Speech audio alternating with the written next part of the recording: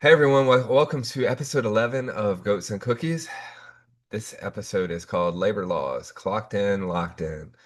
I'm going to be hosting this one. I'm your favorite Kevin, and joining me are the co-hosts Jesse and Lou. Again, Zach couldn't make it today. We're hoping he can get out here soon, but he's working on a project of his own at the moment. So today we're talking about labor laws and unions.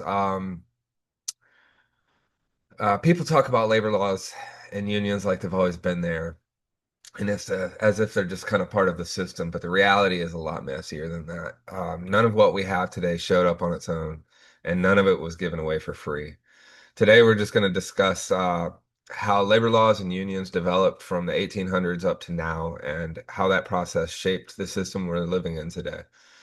This isn't just about what works and what doesn't. It's also about the system, who the system actually benefits, and where the limits are.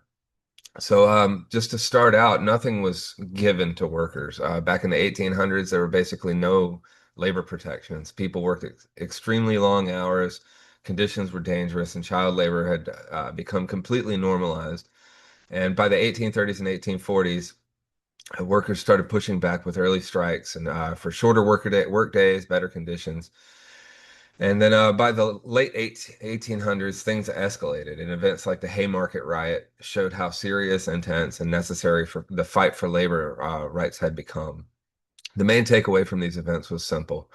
Workers were not given rights. They had to fight for them. We had to take them. So guys, if workers had not fought back the way they did, how bad do you think things would still be today? And do you think what we now accept as normal is actually fair to the average worker? Whichever you guys want to start us off, just jump right into I, it. I can jump in real quick. I think the main answer to your question is things would be probably worse than they were maybe even back in the time frame that you're talking about. For one simple reason is that businesses and corporations are going to do whatever it takes to make the most amount of money as possible. So if and the more that we as workers give them, the more that they're going to take. And so, had there been no fight backs, no pushbacks, they're going to just keep taking a little bit more and a little bit more and a little bit more. And that's why I think it would have been worse today than it was back then had there been no pushback. So you don't believe that corporations have our best interests at heart? Is that what you're saying? Corporations, by definition, have the interest of the corporation at heart. And Jesse, do you have anything to add there?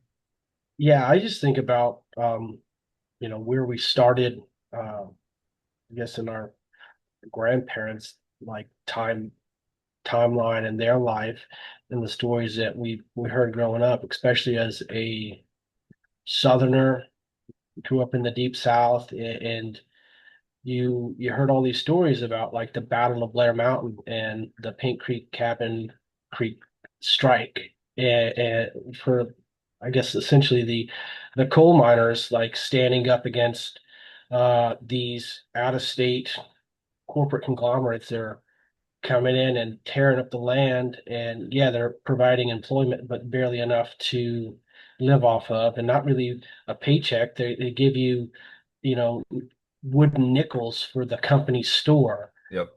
and you had to like rent your subsidies or your house from them, so you're close to the mine, but you're not paid enough to be able to pay the rent on that. So essentially, it was a form of indentured servitude, and well, it caused an uproar. But it was those strikes that set the precedent for labor union rights today. That's where we get the term redneck from, and it's not a derogatory term in that purview, that aspect, because like it was based off of the red bandanas, the scarves that they wore in to protect themselves from the black coal dust, and but they wore those in solidarity after these instances. to let people know that we are union and we are here to fight back. Uh, Today, because of things like, you know, the Taft-Hartley Act, um, and like LRB versus like McCabe Radio and Telegraph, it it started to chip away at those rights in which those men and women had fought for, to the point now in the 21st century, it's particularly in a state where I live in, like Tennessee is a right to work state, they can fire you for anything. So if Yeah. you fight back, now you're fired. And in reference to like where we would be, I think Lou is spot on that we would be way worse. We'd be seeing conditions for our men and women and children, much like you see in the Congo, where there's mass poverty, there's no safety regulations, and they're mining on behalf of Western corporations, particularly a one known like entity in the Middle East that's causing a bunch of trouble right now, but also people like Elon Musk, where he gets his cobalt and lithium from. So, those would be the labor situations we would see if we didn't have at least some regulations, regardless if a lot of those victories in the past have been undermined by, corporate power and money and lobbying and government. Yeah. It's interesting you brought up the company store because where I grew up in Piedmont, South Carolina, we live in the shadow of the company store. There's still all the mill houses. The mills actually still exist there. And it's strange how everyone, I would say most of the population in that city or in that town rather, because it's like 2,500 people or something like that, are anti-union, and it's strange how the propaganda has kind of propagated itself over the years, and it's long lasting. It's crazy the way it is. But yeah, thank you both for your answers there. Moving on, like labor laws, they help, but they also draw a line. So in the 1930s, during the Great Depression, the government began stepping in more directly. Laws like the National Labor Relations Act and the Fair Labor Standards Act established minimum wage, overtime pay, and the legal right to organize. These laws improved working conditions in real ways, but they also set limits on how far those improvements would go. This limit creates a tension between the protection and the control. So do you feel that these laws actually give workers real power, or do they mostly exist to keep the system stable and the workers quiet?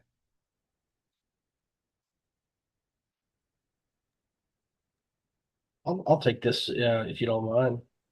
Uh, I think that in their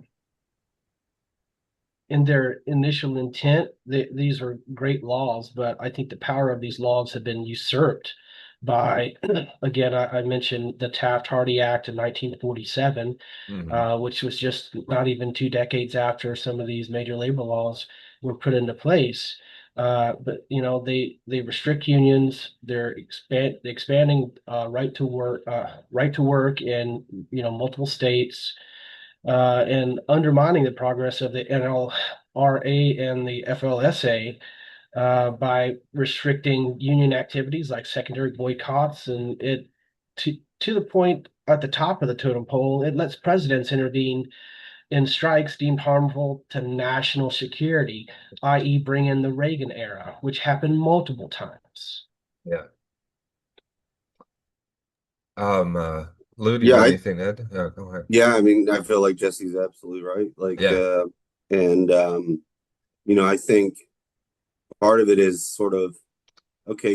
We've given you these little crumbs here, so you should be happy with it, right? Like, Hmm. we set a minimum wage, so we're not like starving you. Oh, you're not. So 7.25 an hour is acceptable. Like the argument has always been, and the propaganda behind it is, well, if we pay workers more, everything's going to cost more. Yeah, but if you're making more money, you're going to be able to still afford, those things. And people should not be working 40 hours a week or full time, um, and having to have another job just to scrape by, not even make real ends meet. Because a lot of them are working three jobs. They're probably, doing some sort of gig economy or Yeah. something like that along the side. I mean, I don't know if y'all, every Uber driver or Lyft driver that I've ever talked to, that's most of them. That's not their only thing that they do. Yeah. A lot of them are doing it on the side just because they don't make enough money at their normal job, and that's a shame. And I mean, it's great that we have Uber drivers, right? But it'd be nice if they could just do that, and that'd be fine. Or um, maybe they're just doing it for supplemental income because they want to go on a vacation or something like that. But yeah, I think that it is one of those instances where it's sort of the government and corporations just saying like, what are you complaining about? We've given you all this, and the grass isn't always greener on the other side. If you're talking about unions, because then all of a sudden you've got to answer to another person and blah blah blah. And I'm like, well, at my current job, and I'm not speaking about me personally, but like at most people's current job, they probably have four, five, six managers. So we're used to having managers and things like that. This is A purely couple more anecdotal. with the union wouldn't be that terrible if I'm making more money Mm. and I'm protected. My union's actually striking right now. And it's funny because my bosses aren't in the union. I don't want to go too in depth because I don't want to get myself in trouble with work. But it's funny because the other day I was at work talking to a colleague, and he was in the break room where all of the strike paperwork's hanging on the walls because it's the break room. That's where it's legally supposed to go. And one of our managers came in, saw it, and ripped every bit of it down. And it's like, wow, that's such a violation. And it's funny how it works because they tell us that it's just another place for your paycheck to go. They're robbing us. They're doing all this. But if that was the case, why would they be ripping it down? It serves a point. And I'd like to chime back into on something I Hmm. brought up too, where the thought is that if the minimum wage goes up, everything else goes up. Minimum wage hasn't gone anywhere Everything in else a long has. time. I mean, yeah, I mean, I think about my first job in 2000, 2001. I was making 5.15. That was minimum wage at the time. Hmm. So in what are we talking about? 25 years, minimum wage has gone up $2.10. Yeah. $2.10 in 20 something years. Yeah. If you think about government, government, military. I mean, obviously, a lot of people would argue, our military doesn't make enough money either, but they have a cost of living adjustments, that happen, consistently. A corporal that when we were all corporals back in the day, a corporal today is making way more than that because they've adjusted for cost of living and everything else. And so I don't understand why. I mean, I understand, but it doesn't make sense that minimum wage has just been stagnant for so long. Yeah. And in that same Wow. time frame, Wow. Everything is still fucking going up. I'm sorry, yeah. y'all.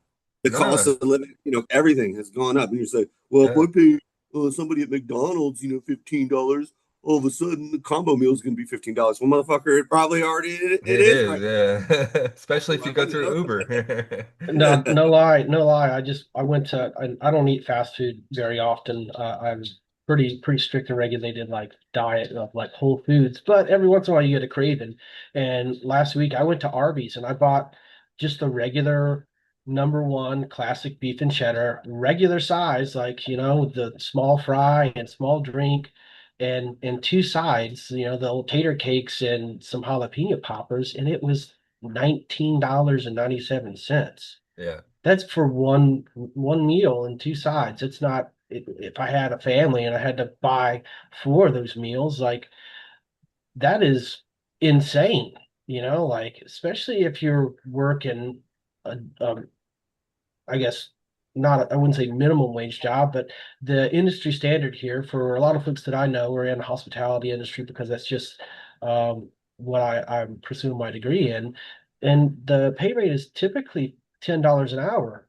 That's squash. I'll get into those numbers later, but like it's ridiculous to think that it can even be remotely considered a living wage, even in such an impoverished area of the country in which I live.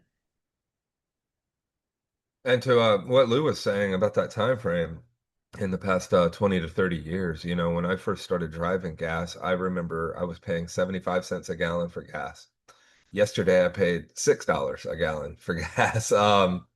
And I understand, current events and everything definitely have an effect, but it's kind of, I mean, it's crazy. I've watched it go up, and I know you guys have as well. I remember when everyone was up in arms because the price of gas reached the same price as a gallon of milk, the price per gallon. And at that point in time, it was $1.10. So if you even think about that, gas was $1.10. Milk used to be $1.10 for a gallon. Like what? I mean, everything's just gone up so much, and the minimum wage has barely changed whatsoever. So, in the spirit of the last topic or the last question, I would say like unions, they became very strong in the mid 1900s, and that gave workers real leverage. Over time, that power was reduced. After World War II, like and like Jesse said, with laws like the Taft-Hartley Act, they've really placed restrictions on unions, including limits on strikes and organizing. Since then, union membership has declined, and organizing has become a lot more difficult. Unions, they're still necessary, but they operate within a system that limits their power and their reach. So you guys, do you see unions today as real worker power, or more like a version or illusion of power that the system allows to exist? I know this is a lot like the last question, but it is a little bit different. Well, I see this in real time here because a lot of my friends, they work for one of the biggest corporations in the world, but one of the biggest employers in our region, which is Volkswagen USA, and many other unions. Like I've got friends that are boiler makers, and they're members of the International Boiler Makers of America, the International Brotherhood of Electric Workers, IBEW, millwright unions that contract with the Tennessee Valley Authority. And in comparison to all of our other friends, they're it's they still they still base that wage and their negotiations and talking points on uh, regional cost of living, but their quality of life, even though they're not getting paid what a millwright in Detroit is getting paid or an electric worker in California is getting paid, their quality of life is so much more adapt to the current cost of society than someone just trying to make do without a college education or the skill set to be in one of those unions because you don't just get those jobs. A lot of time it's a good old boy network, or you actually have to go and get a technical degree, which is still college and it still costs money. Uh, yeah, there's federal grants and other things that you could get to help subsidize the cost of education, but when we're talking about Chattanooga area, we're encompassing the surrounding 3 or 4 or 5 counties because we're going into Alabama and Georgia at this point, and that means that you have to travel, you have to have reliable transportation, you have to have money to pay for that transportation and the maintenance on it. So they don't factor in all of those things just to be able to go and get the college to get the job. You know what I mean? So people are stuck in this revolving door of poverty because they just don't have the means to begin with. Yeah. Um, Yeah. No, go ahead. I'm I'm sorry, Jesse. sorry. I had like just a couple more points. Um, And even though like Volkswagen, they did unionize, it was a big fight here in Chattanooga for years. They finally unionized, and I witnessed one of my friends who was struggling, and we talked about this a lot. Uh, be able to get health care for the first time in his life, even though he was working for a company like VW. But at the time, before the union, it was too expensive to get. So now he's got appropriate health care. So does his family. His daughter's been able to get braces. They've been able to get a not a brand new car, but like a newer car that's more reliable. So he doesn't have to worry about losing his job if he's not able to make it to work because the alternator goes out. You know what I mean? I think about First National Maintenance Corps versus the NLRB, which ruled employers don't have to bargain with unions over certain decisions, and that includes closing part of a company. We saw that in Volkswagen USA here in Chattanooga recently, where the last I heard that they were bringing in uh, a whole new sector. They had already started building it and everything, doing the build out to build electric cars for Volkswagen here in Chattanooga, in the state of Tennessee, which was going to bring millions and millions and millions of dollars in the state and was going to provide 1,500 or 2,000 more jobs to folks in the region. Well, that has now been shut down because of their bargaining leverage because of court rulings like that. It gave corporations more unilateral control over reconstructing uh, and not caring what the voice of the worker had to say. It made it easier for companies to shut down, like unionize operations or relocate, which is what we see all across America, and particularly in the steel sector in Pennsylvania, where all of our American manufacturers we were so proud of were shipped overseas to exploit cheap labor. Yep. And where was the government when that happened? Like to me, I just don't. I think, and the phrase that they like to say all the time, well, it's complicated. But to me, it's not that complicated. Like, no shit. If we really want to fucking stand up for workers, these companies that do that shit, guess what? You can't sell in the United States anymore, period. And don't tell me that the government doesn't have that power. I mean, maybe they don't, but Maybe they should uh, just use tariffs to control. yeah, tariff. I just, it's just interesting to me that we are talking about like these like the regulations and stuff on unions, and it's like they are regulating the workers more than they are these giant corporations who don't fucking need any more fucking money. Yeah, Period. And the fact is, the money that they do make is from the workers, the output that we do. it's our blood and And so sweat. Yeah. what they want to do always and constantly is divide us down at the bottom and say like, yeah, these guys want, there's always this aspect of like work ethic and like you shouldn't get paid that much because me back in the day I didn't, and I worked my way up and blah blah blah. Anytime anybody says some shit like that, like, oh well, I made minimum wage. Yeah, you made minimum wage fucking 20 fucking years ago when you could work an hour and get a meal, Yeah. or whatever the case may be. You could work an hour and I don't want to say fill your tank up, but you could get enough gas to mow your fucking lawn. Like I just and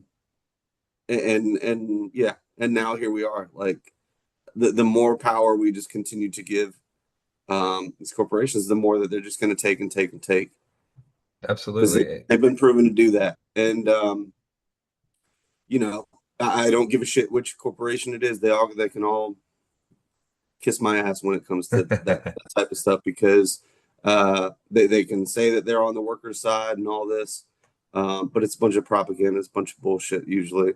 Um, you know, and it all eventually comes out anyways. Yeah, again, it just kind of shows that the government's not working for us for the simple fact that you know they're working for them, and why not? Because they're in the positions of power that they're in because of these corporations.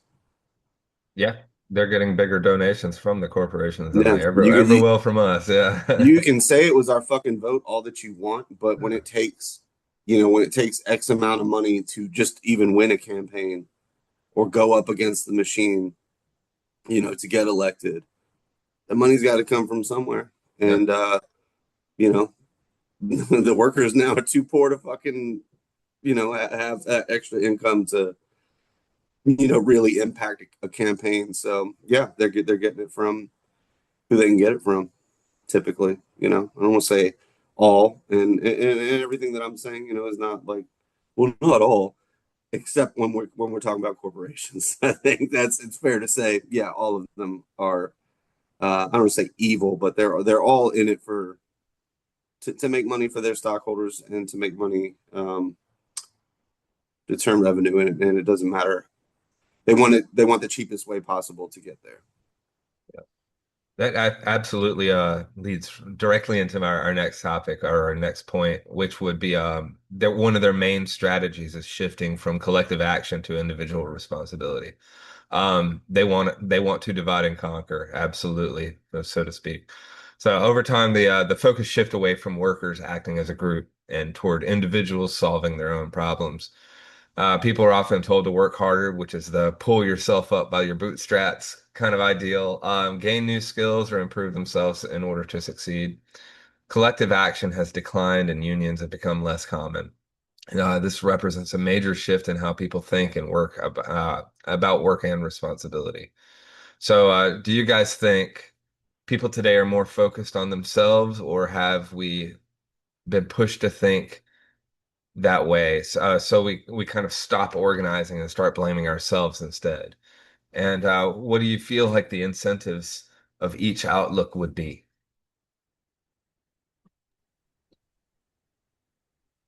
Well, in my opinion, upon the research that I've done and just fucking experience living in this country and working in mass communications for more than a decade, like I know propaganda when I see it. Yeah, Okay. And I think there's been a deliberate propaganda campaign to deliberately disenfranchise Americans in the middle and lower class. But when that happened, then what happened? American manufacturer, like I said before, went overseas to exploit cheap labor, but this is collectively passing like unfavorable labor laws that only benefited like corporate uh, gain and from the things from the corporate standpoint. Uh,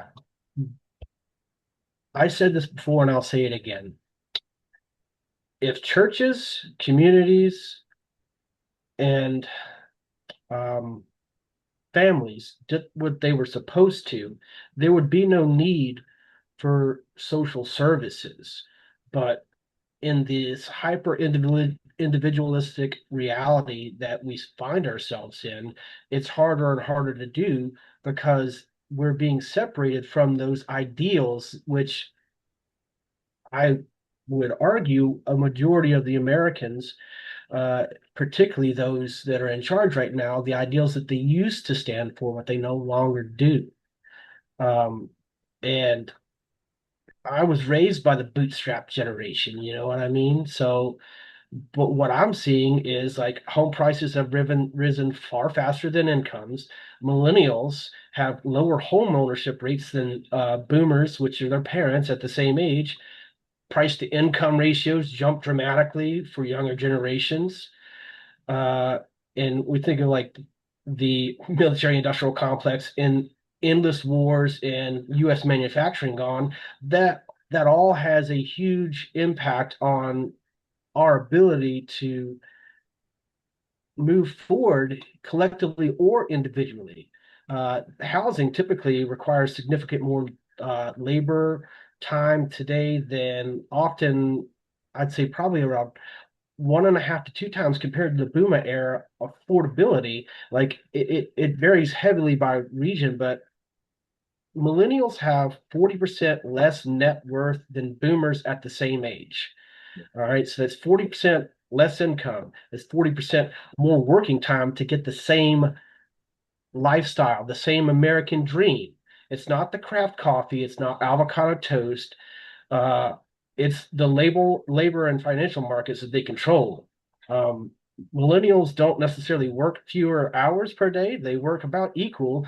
If you just look at labor statistics in the U.S. Census, like we can clearly see these facts on our government's websites. The issue isn't effort; it's what each hour buys you. Okay. So having a number of friends that belong to a very limited number of unions in my state, like they were paid substantially more with better benefits than people I know who are strictly right to work employees. I personally have advocated for hospitality peeps of mine to unionize here in Chattanooga because the base pay, as I said before, is $10 an hour. That's not even close to a living wage. $10 an hour. That's $400 a week. That's $20,800 a year, or roughly $1,730 a month. Even if it's $15 an hour, okay, that's $600 a week, $31,200, and roughly $2,600 a month. Who the fuck can live on that? Who can live on that? Because I know a mortgage payment is, on the low end, if you have a house that's $200,000, is around $1,400, $1,500 after you look Hmm. at taxes, escrow, insurance. So that's more than half of your income already gone. But you can't even qualify for a loan on a house that is not even as nice as the one that your parents had based off of that income alone. You have to have that has to be a quarter of your income, uh, roughly, for them to even consider you for a loan. So you're already out on the streets at that point. Absolutely. And that heightened individualism would tell us that that's our fault. Yeah, I mean, it's our fault that we don't make enough money. We need to better ourselves. We need to go back to school, which is ironic because of the wave of anti-intellectualism that's hit our country at this moment. I mean, they're talking about how higher education is a scam and it's useless, but at the same time, they're telling us that we don't make enough money because we are not educated enough. When we have more than enough education, more than enough We're the most. ability. I think the statistic is we're one of the most educated generations. Yeah. Like, I mean, the amount of college degree, because we were told that's how you get ahead. Hmm. That's, we were told by the boomer generation, the generations before, that this is how you get ahead. But most of them, were able to take a high school degree and turn it into a living wage for a family of four, and Hmm. still own a house and have one fucking income in that house. One Yeah. job for a family of four. And now, I mean, one, you take that income that they it's to to me, I think trying to tie it back to like the union thing. Jesse had brought up a point of, the friends that he's had that, went from struggling to, being able to afford health insurance, basically, pulling them actually up to a standard of living as possible. Unions, it seemed to be, actually do give the American dream, um, to a certain degree, at least making things, easier a little bit It's the as far goal. as life goes. You can Hmm. afford a house. If I were to take a couple of my friends that have their GEDs, but have a trade and are in unions, they make far more than I do. And I have a master's degree. So like, I it's just a comparison of that. Like, I'm not in a union, so I don't have anybody kind of vouching for me. I have to sort of stick up for myself. I do work for a great organization, and we work in employment, and I think that, you look at, disability employment. It's also the same sort of thing. People trying to fight for their rights. Of disabled workers to be able to join the workforce, um, and get community level jobs and regular paying jobs and not work in some, you know, segregated sort of workshop environment where they're getting paid less than minimum wage. That there are still shops out there. You know, I think most of them are closing down. You know, thanks to the work a lot of my colleagues actually, and you know, again, it just shows it's like the they're going to take and take as long as they can keep us dividing and fighting each other and blaming everything on somebody else, whether that's immigrants or you know what was it the phrase they used, the welfare queen. You know, the biggest I think I've heard it recently. The biggest welfare queens are these corporations and these CEOs pay no taxes, get all these government subsidies, and you know pay their workers ass, you Yeah. know? And bailouts that you and I are paying for, Hmm. they're too big to fail, so the American taxpayer has to dig them out. While the American taxpayer can't even dig out themselves because our government is wasting a you know $1 trillion a fucking day fighting endless wars for no one's benefit but corporate America. Yeah, And I think what absolutely. the three of us combined, I mean, if we're talking about, this is always my kind of shot back at anybody that says anything about millennials.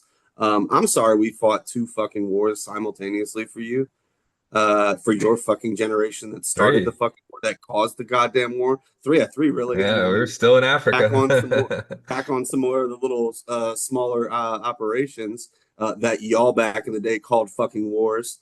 They were just little operations to us, you know. Fuck you, like literally, fuck you. If you have anything to say bad about millennials and what we've had to fucking overcome, because just right here, the three of us. I mean, you guys more than me, but combined, I think we have what 30 years, 30 plus years of experience in the military. Uh, Fuck, dude. Yeah, we're up at Just the 40. three I of think us. pretty sure we're up at 40. Yeah. It's pretty And wild to think about. you know, Yeah. I contribute a little less on that end, but you know, I've worked with the veteran community for quite some time after that. So you know, just seeing sort of um, you know, there are interesting things that veterans we've had to fight for them, right? We've had to sort of unionize, right? Mm. And keep some of these things. Um, but you know, like the VA healthcare system, you know, for those who qualify for it, which to me should be every veteran. But you know, there's certain service connected disability percentages you have to have basically single payer healthcare, Yeah. and it works. You know, yeah, it's not great, but I'm going to tell you this right now as somebody who has had the civilian side of healthcare and the VA side of healthcare, it's about the same. I mean, as far as and in fact, some of the VA stuff is a little bit better. I was able to get knee surgery in no time flat when I tore uh, my quadricep tendons, and you know, all paid for by the military. I didn't have to worry about anything, no paperwork, no shit like that. It's fucking great. So I just think if we applied some of those things to just everyday workers, unionize. um, but you know, it'd be great if we lived in a society that where we didn't even have to unionize. That was just the fucking standard. You know, Yeah. you didn't have to unionize based on job or whatever. It was Socialism. just yeah. Excuse me. Excuse me. Oh, Well, sure. it's not even that. I think about in well, I believe it's 1919 Dodge versus Ford Motor Company, where Ford Motor Company had an excess of like $250 million, and he was going to take that money and uh, raise all of his workers' pay, which would devastate all the other car manufacturers because they would have to in turn raise their pay rates as well. And that ruling um, set the precedent for many years to come, to where the ruling essentially states that corporations do not have an obligation to their workers. They have an obligation to their shareholders and the profits therein. Yeah. Okay. You know what's interesting about that, Jesse, too, is like, you know, you talked about that where one company, you know, if they were going to raise the salaries and everything of their employees, these other companies may be bitching and moaning about that. Of, well, you know, maybe you know, you guys are, my company doesn't make enough to do that. Hey, pull yourself up by your bootstraps, then, corporation, and make more fucking money. Maybe if they focused on their individualism, then they would be able to make a There's little a bit quote more and succeed. There's a quote, and I think it's from The Departed, where like one of the gangster guys is like, he's like, "This is America. If you don't make fucking money, you're a douchebag." Like I can't remember what it was. So that would be my saying to those corporate fools that you know, complaining about that. Well, if they raise their wages, we gotta raise ours. Well, you know, pull I yourself would, up. I would say this is a kind of a perfect segue into the next point here, and how the system it really just lives to bend around the rules. Today, many workers don't fall neatly under traditional labor protections. We have gig workers, contractors, and app-based employees like dog walkers and such. They're often denied the same protections as traditional workers. Companies, they've become very effective at structuring jobs in a way that avoid labor laws while still getting the same work done. And it creates a gap between what the law says and what protections are actually afforded. So, if companies can work around these protections so easily, do you think the laws are still effective, or are they already just outdated before they're even enacted? Right out. Like, no. No. I see it as a permanent way for corporations to hire scabs. And in states like Tennessee, like that literally, they literally don't have to give you a reason to terminate you, Mm, particularly if you're not a full-on protected like worker with some like special uh privileged category, like a disabled veteran or like an individual with disabilities and you're protected under federal law, they can just fucking fire you. They yeah. don't have to give you a reason. Um, and it makes me think about deregulation acts like the Airline Deregulation 1978, Motor Carriers Act of 1980, you know, all of these uh, late Jimmy Carter, early Reagan era policies uh, that fed into this trickle down narrative, but it's really just them looking out for corporate interests. But Mm, like it in, increased compensation, but it led to wages being cut and unions declined in trucking and airlines. Those two acts in particular. My uncle, I'm not gonna say his name, but like he was a union truck driver after leaving the Marines in his multiple tours in the Vietnam War as an infantryman, and then one day he wasn't because of the Motor Carrier Act of 1980. Um, but then you look at the other side of the coin, like Employee Retirement Income Security Act of 1974. Okay. We created rules where we had pensions and benefits. It protected some workers, but it also made it easier for corporations and companies to shift away from traditional pensions. Uh, and I think of Walmart. Okay, to get certain benefits at Walmart, you have to be a full-time employee. And and it wasn't even 6 years ago when COVID hit and they were starting to take pretty hard losses because they went from 24 hours to 12 hours operation, and then they were even slimmed down from there before they really got on the online shipping train. Like Amazon had kind of already built the infrastructure for that. Uh, they cut their employees' hours to 38 hours a week to make a majority of their workers non-full time, so they wouldn't have to pay them benefits. yeah. Uh, and that law in itself, like it increased administrative costs for unions, union managed plans, and it contributed to the long-term like decline of defined benefit pensions overall, and ensured that there were certain entities that weren't covered. Government entities were not covered, so like no government worker unions. I guess outside of the USPS, which kind of blows my mind. Churches and like non-resident aliens. So the migrant workers that we rely so heavily on have no protections whatsoever.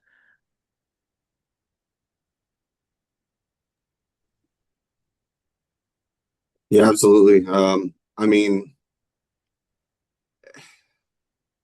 it's I think when just the statement, the system lives to bend around the rules. Um, yeah, absolutely. I mean, when you talk about like the gig workers, right? They're independent contractors. That's what they are considered. I've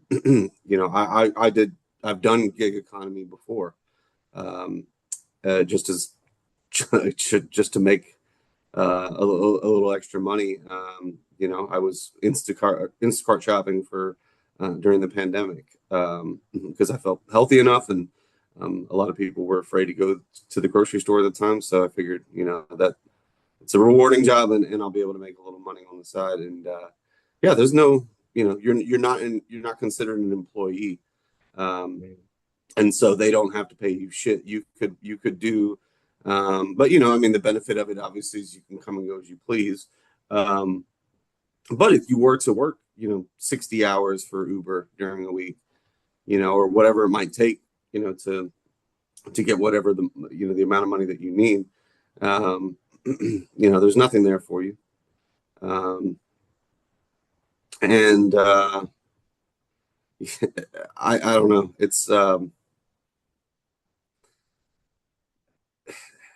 I think anytime that there's a loophole in any of this stuff, all of the laws that Jesse brought up, there are loopholes in every single one of them, and that's by design. Yeah. Some politician compromised and then compromised a little bit more, and then this politician who maybe was like the deciding vote in the law passing, um, maybe his company. Um, the company that got him elected and gave him a whole bunch of money didn't like a certain clause in there, so they take that away, and then that just gives these companies are looking at these laws and these, or excuse me, and looking at these bills, just as much as the politicians are, and seeing like, okay, how does this, what can we get out of here, and who do we have to talk to, who do we have to pay to, which politician can we influence, to make sure this bill doesn't get passed, or that something is put in this bill that you know gives us a way out. Hence, lobbyists, right? There are Yeah. more lobbyists in DC than there are politicians.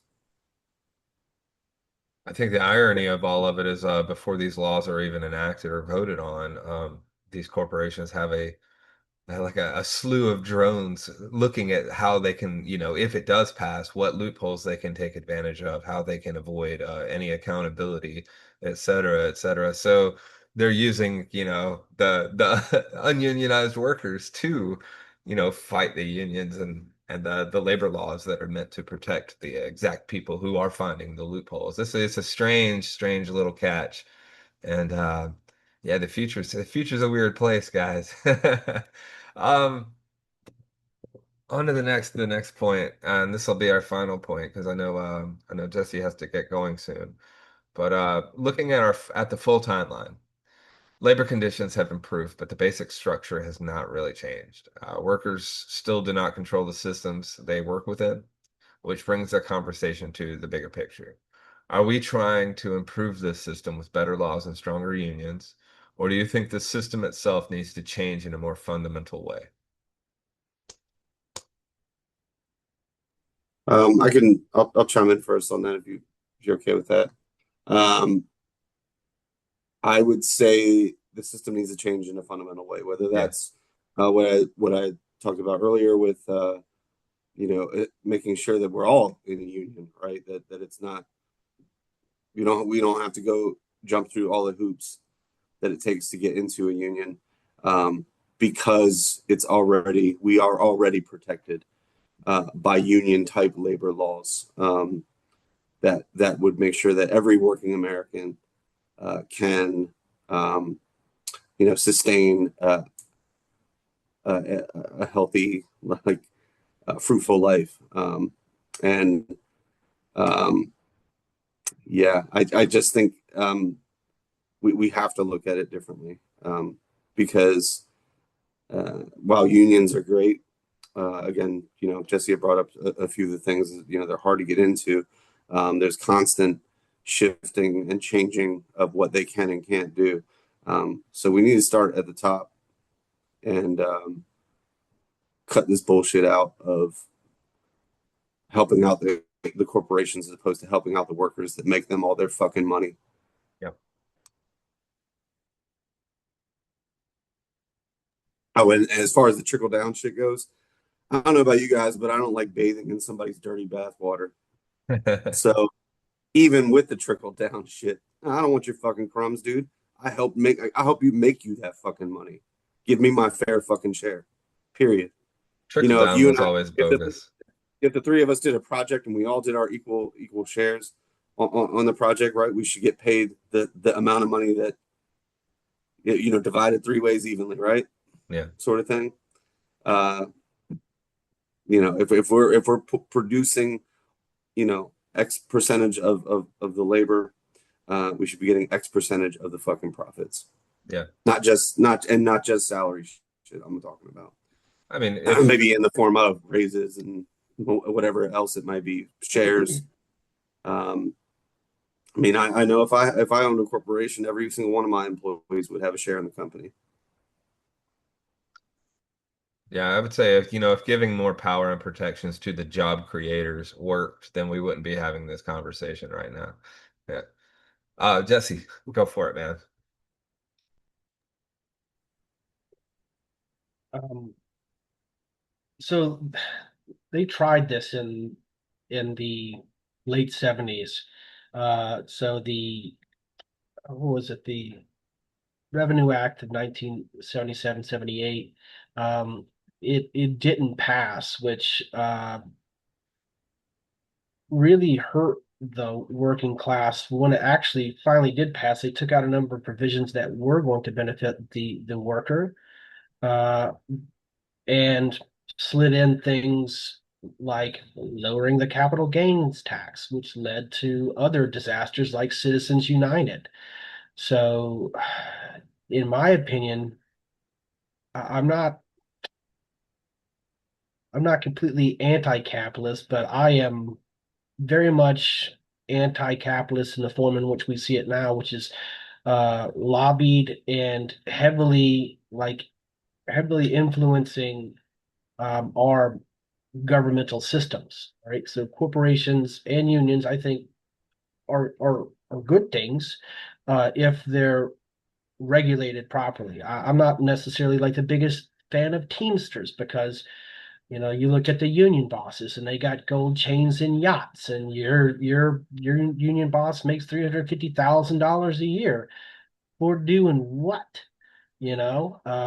Both need better laws to regulate so there's more equitable outcome in the long term for the citizen. I think, like I said on the first time on this podcast, it sounds very socialist or Marxist, but it can be achieved in a capitalist society where people have good housing, they've got healthcare, they've got a full belly, and with that, you have a happy, productive worker, which is going to increase the means of production. Okay, the one way I see this being improved is to lose point is employee-owned businesses as well. Workers have the say in their decisions that affect the bottom dollar as far as their income goes, but also like their their pocketbooks and their quality of life. Uh, Essentially, what it comes down to is like we're trying to fix the sins of the past, but with the boomers in charge, it's impossible because they don't see their actions as sins, Yep. nor do they correlate how we feel on a daily basis. Man, well said. Yeah, because they still have that mentality of like, what's the saying? Like I used to walk uphill in the snow to school barefoot and all that Yeah. bullshit and all those lies that they fucking told us. Like No, they I were had in a it so much Camaro. worse. They were in a Things were so Camaro much on harder back cocaine. in what's that? I said they were in a Camaro on cocaine. That's what they were doing. Yeah. Cut off jeans and a mullet. Yep. It's like, this generation's got soft. Again, I will always fucking go back to it. Fought all those wars for you. Fuck off. Yeah. Yeah, they Fuck off. You all fucking benefited from your parents, the greatest generation, and fucking gave nothing back to the rest of us. Took everything and gave nothing back to society. And I know they've been called one of the most selfish generations possible. And again, not talking about everybody, okay, right? But just as a whole, it's obvious that that's what happened. Yeah, they're the ones squandering their savings and their parents' savings in the casinos, machine gunning that little button on the slot machine. They're the ones giving their life savings to some Nigerian dude pretending to be some hot blonde in Eastern Europe. I mean, they're the ones falling for all of this crap. They're the ones giving their money just hand fist over fist to our government, to this administration, because they get a text message saying Trump needs your help. Um, they I don't mean to, like, again, like you said, I don't mean to pass the blame on to all of them, but they are the weakest fucking link that this country has. They made the laws. They Yeah, made the laws that fucking, dictated what was going to happen over our lifetimes. The past And 50 years. yeah. in the past 50 years, and they've convinced enough of even our generation, especially the ones that were well off, that have been well off, whether that's nepotism or whatever the fuck else that they benefited from. Hmm. That it's individual responsibility, and the rest of your millennial generation, they just don't know what hard work is. Yeah, Yeah, fuck you. yeah. Yeah, They all bought their when you when houses you with. when Oh, go what's ahead. that? No, go for it. No, I was just gonna say, when you sit in the back of a fucking Humvee and like inhaling fucking smoke, or sitting back in the AAV, just inhaling fucking smoke in the middle of the hot ass fucking desert, fighting in a fucking war that we shouldn't have fucking been in because of the policies and the fucking leadership of your fucking generation. Kiss my ass. What I was saying is they bought their houses with three blueberries stuck on a fucking toothpick. That's what they paid for theirs Right. compared to us, like blood, sweat, and tears. Using our VA loans, they'll say that, oh, that's government subsidy. Like, I earned that, like, what do you think I did? That's like short of whoring myself out for corporate interests. Like, I mean, how do you think we earned any of the benefits that we have from the military, paying for college or paying for a house. That's really the only way millennials have been able to make it, is from, the blood, sweat, and tears, the IEDs, the loss of our friends and family members. It's just a disgusting mess that we found ourselves in. And now that they're seeing anyone fighting for labor protections or unions as a bunch of, LA blue-haired liberals. It's just like, this isn't what it was. As I said before we started recording, one of the most famous and most impactful strikes, union-like strikes of Western civilization has been the American Civil War, where people left their jobs and went and fought for what they believed in. That was a big picket line, so to speak. And it works. It works if we are all connected and if we overcome that individualism that it seems the previous generation has latched on to, because they want to be proud of what they themselves created, and they can't just believe that anything was given to them. They think everything is theirs, and it's us paying for it. We've paid infinitely more than they ever will. and just like their parents did. We are the second greatest generation. I would say, like late Gen X, millennials, and possibly early Gen Z. I just hope for the future that people pull their heads out of their asses. With everything going on in the Middle East right now, it seems like the younger generations just didn't learn a fucking thing from us. We're trying to pass down this wisdom of our experiences and what the government put us through, what the previous generation put us through, what corporations have put us through, but it seems they're not listening. And I really wish they would, man, because they're going to find themselves in a much worse situation than we're in right now. Just within the economy, within unions, within labor laws, I mean, these guys are going to be owned by the companies tour if they don't watch out. They really will be. But if you guys have anything to add, or unless you guys have anything to add, we're just going to go ahead and wrap this up. No, I think that about sums it up. Great points, and appreciate you guys having me again today. I think this is an important topic that we really need to get a handle on because, like you said, Kev, if we don't get a handle on it, the next generation is gonna be far, far, far worse off than we are now. And shit, we've already lived through, three economic crises, housing bubble, the crash of the American automotive manufacturing. And that's just to name a few, not including the fucking wars. Yeah, You know what I mean? So if we keep going on this trajectory, Gen Z's children are not going to live under this republic because we just simply won't exist anymore, at least not in the form in which the founding fathers had and set up intentionally for us to be protected under the Constitution.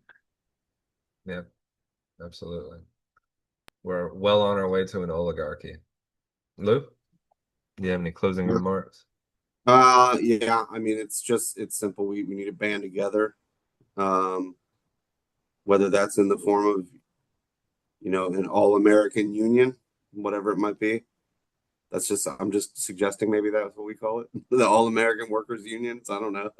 Um, unless we do something like that, we need to be have drastic change and dramatic change, and a lot of that is going to start with our government and who we elect. And do we want these old decrepit fools who can't log into their fucking email by themselves? Do we want them deciding what the future of AI is going to be? They don't even fucking know what it fucking is, you know? Uh, and at the same time, I'd say this, even with our generation, we're up next, right? It's going to be on us. We will be governing and we will be deciding the laws. I caution us on that. Pay attention to who you're voting for and where they're getting their money and where they're getting their funds to get elected. Because elections are only getting more expensive. We need to fix that as well. We need to take fucking money out of politics. Because again, it starts there. It starts at the money and it starts at the fucking top when these corporations are basically buying these politicians. Um, we don't have a voice anymore, and these corporations have all the voice and all the power. Um, you know, so we need to pay attention who we're voting for, who we're voting in, what they stand for, and most importantly, um, what they don't stand for. Absolutely. Well, thank you guys very much. This Well said. concludes episode 11 of Goats and Cookies, Labor Laws, Clocked In, Locked In. I really appreciate you guys doing your homework and coming in and actually really contributing. This was a really good episode. I think it's more important than we realize. I think going forward, since the 1980s, the population of the planet's doubled. The billionaires are that they're growing and growing more powerful, and we're growing less powerful. And with the advent of the credit score in the 1980s, um, we're becoming more and more slaves to corporations and their owners and the job creators. So we just need to be aware of it, spread that awareness and really be mindful of it. so that we can fight it in the future and protect ourselves, and maybe we can unite. So, as I said, that's it. I really appreciate you guys, and thank you very much. Thanks for watching. Like, subscribe if you want to debate with us, if you want to disagree with us, if you like what we said, if you hate what we said, just try to talk to us, and we'll argue with you. With or without alcohol, I have no idea, but we'll see. We'll see when it comes to it. Make sure y'all ring that notification bell too. Make sure Absolutely. that so that you get updated on all of our content. Ding. Thanks, everyone.